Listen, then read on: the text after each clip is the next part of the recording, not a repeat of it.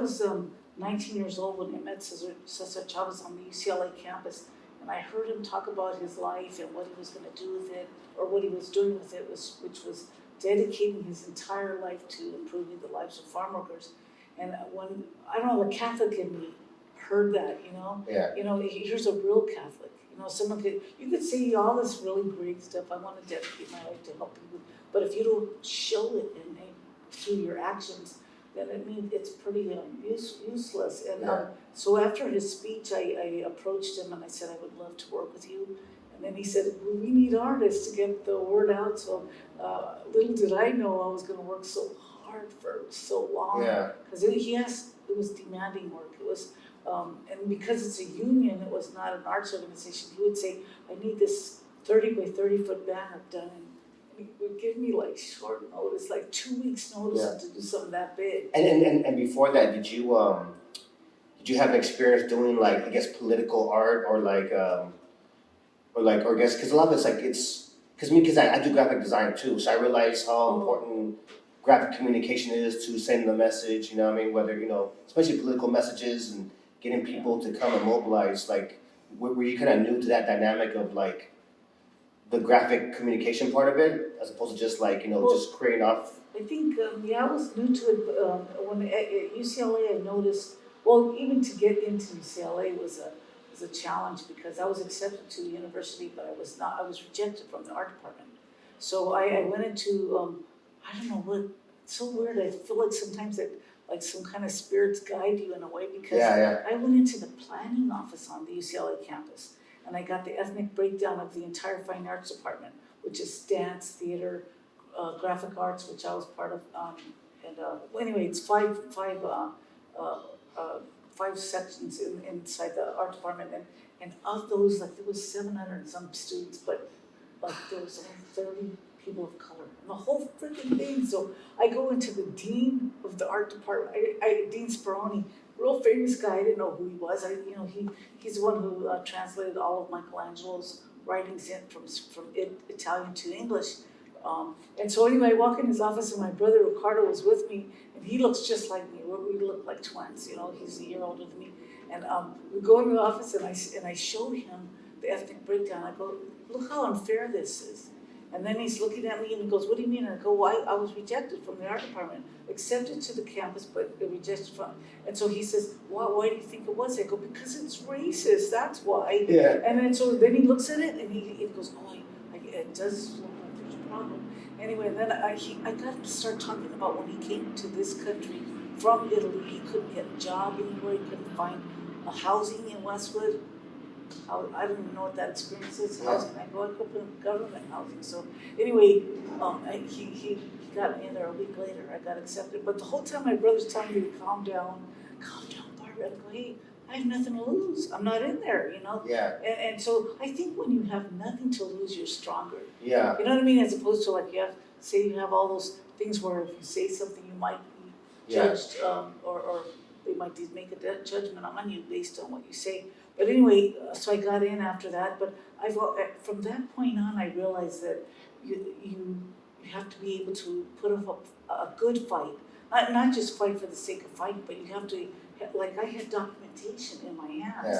Yeah. That's preparing for the fight. Yeah. And I tell young people now, hey, if you're gonna sue somebody or you have to document everything you're doing. Yeah. Like with this big, I'll talk about that later. But documentation is extremely important. Yeah, no, definitely too. Because even, I do activism too. Like I mentioned to you, and one thing I've learned, like from the gate of once I got more serious with my fights against the city or whatever too. Is like if it's not in writing or if it's no documentation, it doesn't exist. People can say whatever and promise you whatever, but if it's not documented or, on paper, it doesn't, in writing, it doesn't exist. Yeah, that's how my husband feels that way about photography. Yeah. If you don't take a picture, it never happened.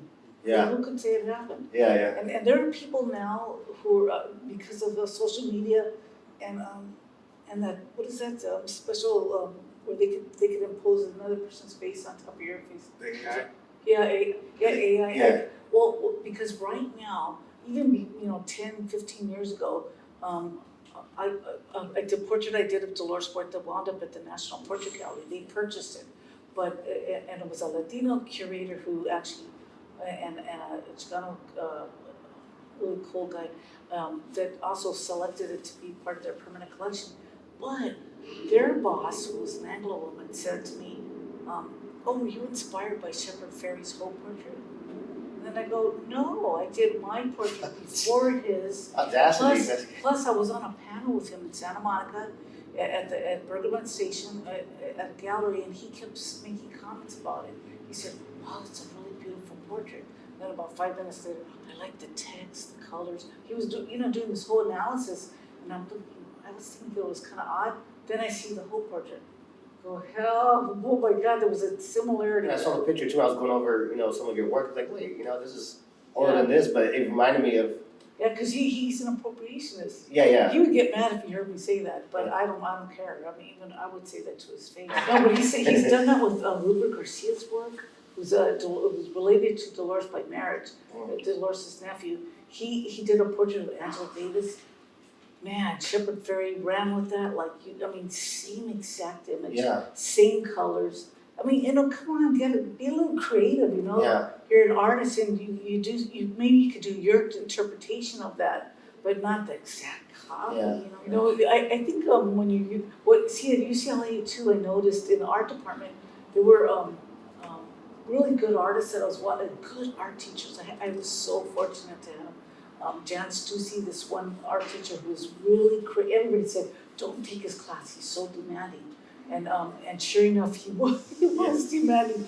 I mean, he had learned the entire skeletal system, the muscular system, took the class to see a cadaver, lifted the deltoid muscle, and all that was pretty in depth. Yeah. And sounds intense.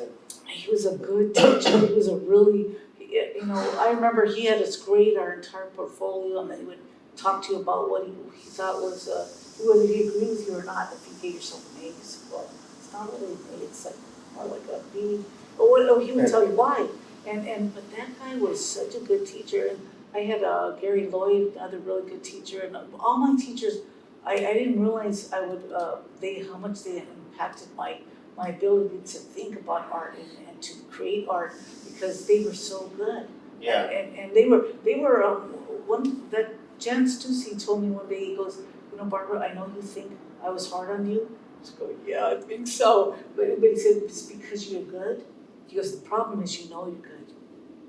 Do you know what that means? Yeah, It's like your ego gets a little carried away, then you're not learning anymore. Oh, you get too comfortable in the comfort zone and you don't challenge yourself. Yeah. So I always think about him all the time. I think, wow, I could always push myself a little bit more. And even my real clean painting, hard edge painting I do, I take pride in doing that, because a lot of people can't do that. Yeah. And there's a lot of muralists who can, but most people can't. And so all the different teachers I had at UCLA, all the different art students who are now kind of really famous. One of them just passed away, Richard Wyatt, an African-American artist.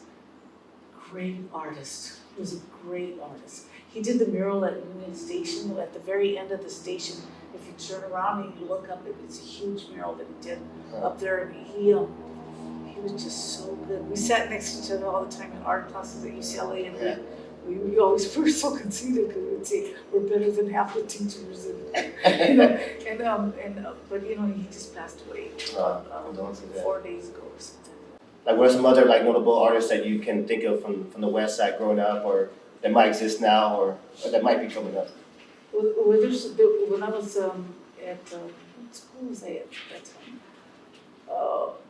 There was a really good graphic artist at Venice High School.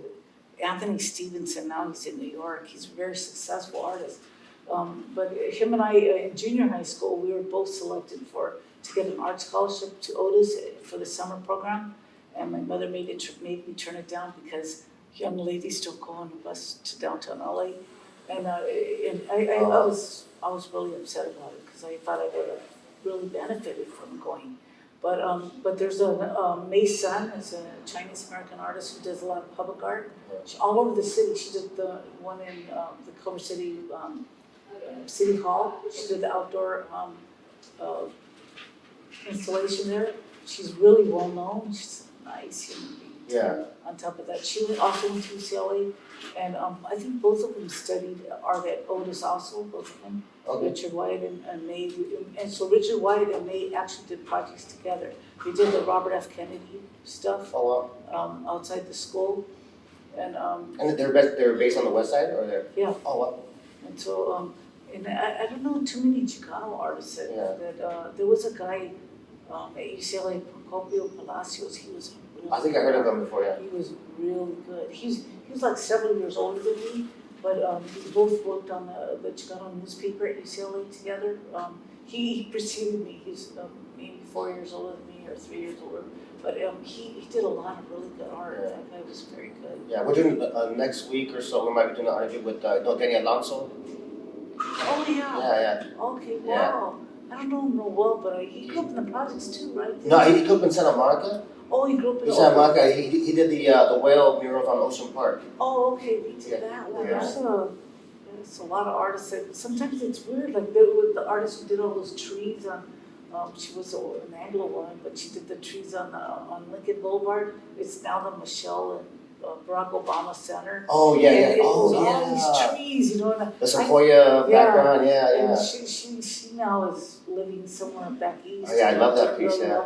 But they whitewashed the whole thing after many years. I know, yeah, it's falling apart. I got upset that they didn't try to revamp it or fix it up. Restore it or anything. Yeah, I love that piece. Yeah. I met her years later. I remember her wanting to help me on my mural, and I remember thinking, oh, it was Chicanos only. Sorry, no, I didn't say that. Oh no, I was thinking it though, you know. Yeah. She came to visit me when I was working with the kids at the City Hall East building. Yeah. So we had the entire 15th floor. It was huge. It was pretty good. Yeah. We started off I had a studio at the old United Artists building. It was on the 6th floor, which was Greta Garbo's old office. I was working in there, and then the mural got too big.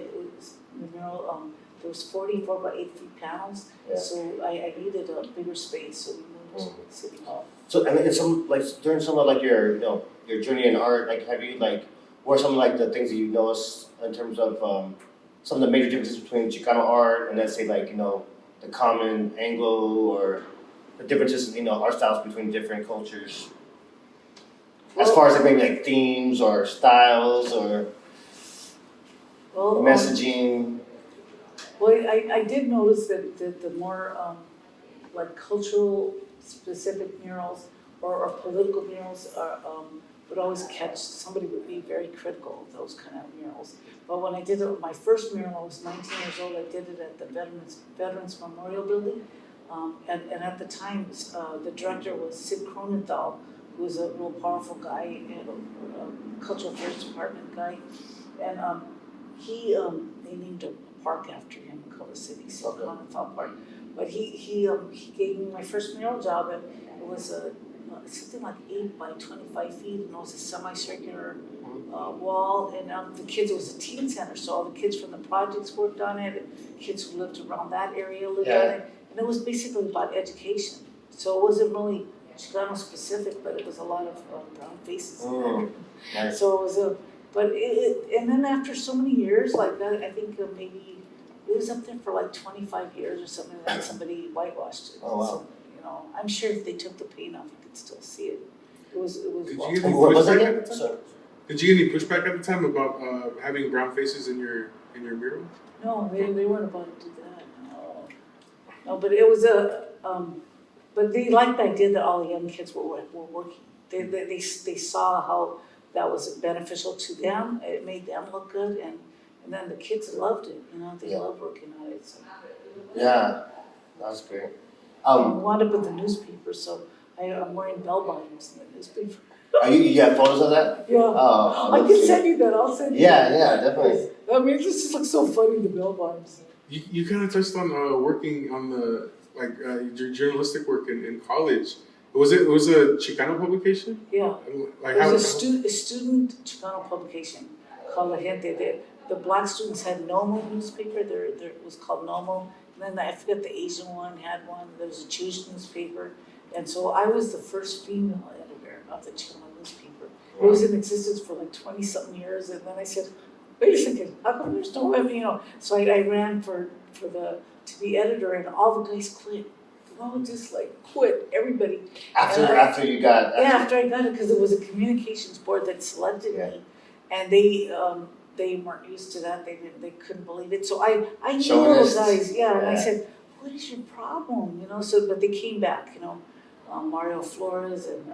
And about what year was this guys again? came back. Huh? About what year was this again? This is 1970. Okay. 76, something like that. 77. Okay. Excuse me, 77. And so UCLA, once you finish your time on the paper, they bound the books. Yeah. So I have 2 bound books for both years. I was city editor and editor in chief. Mm. And we did a lot of good interviews. We as that newspaper, we interviewed what's his name, American Indian Movement people, and Dennis Banks. Oh yeah. And Ernie Peters, and my mom didn't like that. Oh yeah. Long Walker. Yeah. Yeah, she was like, that's too political. Yeah. Anyway, I actually did security for Dennis Banks like some years ago. Yeah. Oh, you did? Wow. Yeah.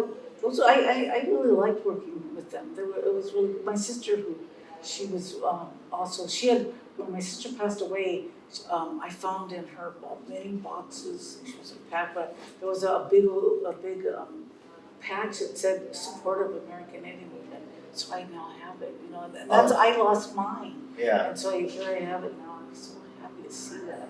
Because it was a lot of work, and when Leonard Peltier went to trial, when they took him to trial, because I looked white, they gave me an extra pass, you know, the security people. So I was going in and out and giving my passes to Native American people. Because they were checking babies' diapers. It was really disgusting. Yeah. And so when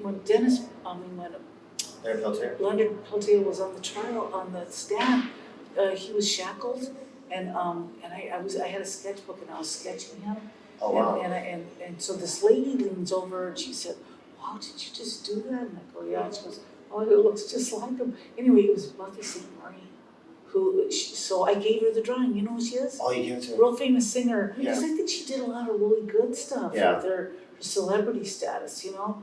And some people don't. Some people do not do good stuff, but she did a lot of really good stuff, and I was just sad to see that happen, you know. And but anyway. Or like, what terms do you use to identify yourself? Well, I grew up in the Chicano movement, so I do definitely identify as a Chicana artist. Yeah. You know, because all my artwork was reflecting that movement. It was, everything's based on that, inspired by that.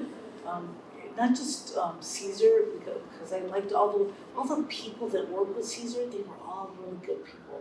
Yeah. I mean, even the Anglos that worked with, they were so hardworking, and then, you know, Cesar had these bodyguards that everybody, it didn't matter what area they were working in, they all had played an important role. Even people making the meals for the picketers, you know. Yeah. They just, one of them was murdered.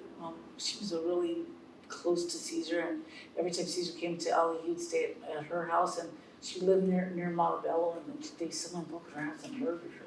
Oh wow. And that was on the news. I just couldn't believe it. You think it was because of the politics, or just some kind of random? random? It was random thing, but Cesar was really sad. And then it was wait a second, it happened. Marty, her name was Artie Maldonado, and she was about 64, 65 years old, and they slit her throat and they killed her, and she was the nicest lady. But she had this toughness too. I remember I asked her if we could borrow the Farmer banner that she had for the Chicano Big Art Chicano show at UCLA, Chicano Art Resistance and Affirmation. It was a big show, 99 artists. And so I go to her house, and I had all the forms to borrow the stuff. And then she looks at me, she goes, "You better return this in good condition." Oh shit, okay. You know, I like feisty people like that. Yeah. But and Cesar really liked her. He liked her a lot. It was sad.